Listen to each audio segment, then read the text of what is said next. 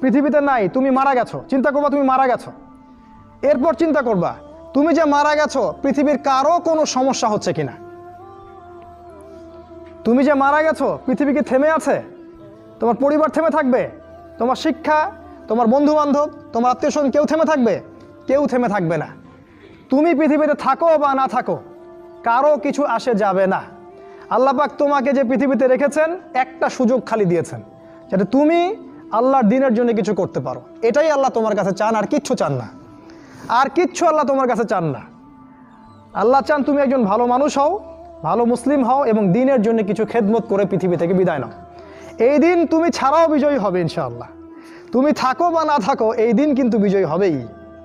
হয় তোমাকে নিয়ে হবে অথবা তোমাকে ছাড়াই হবে।